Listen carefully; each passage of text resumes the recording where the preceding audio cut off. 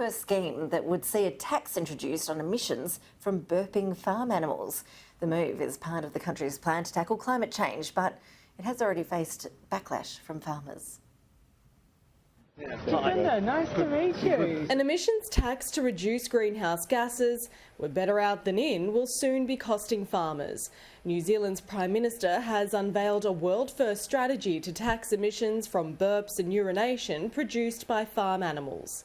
It's key to us that what we do is workable, that it's pragmatic, that it can be introduced in a timely way, and that it will actually bring down our emissions. As farmers and as food producers, show the world how we can reduce our carbon footprint and feed the world in the way that they expect. In New Zealand, dairy products are the nation's largest export earner. Emissions are sizable, with twice as many cattle and 5 times the number of sheep to people, meaning more than half of the country's greenhouse gases comes from farms. In New Zealand, methane emissions count for 97% of total agricultural emissions. In Australia, agriculture contributes around 13% of our greenhouse gas emissions each year. To measure emissions, animals are placed in animal-friendly respiration chambers. Gas output is measured over 2 days through automated systems, sampling air entering and leaving the chamber. Temperature, food, air and humidity are all controlled to produce the most accurate result possible. An agricultural calculator from the Ministry for the Environment shows for a farm with 40 cattle, 73 tonnes of emissions are released per year. An average dairy farm has around 10 times that of a herd of around 440 cows.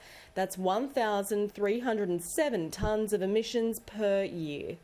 This consultation document does, and some of the modelling has drawn out that for dry stock in particular, just because of the emissions profile in the levy system, you do see a greater impact there. So we are specifically saying to that part of our primary sector, we want to work together. New Zealand has pledged to go carbon neutral by 2050. The intention is to reduce methane emissions by 10% by 2030 and up to 47% by 2050. Under the proposed plan, payments for emissions would begin in 2025, with the amount yet to be finalised. For some farmers, the news was hard to digest. A lot of farmers that are contacting me are feeling pretty upset would be a mild understatement.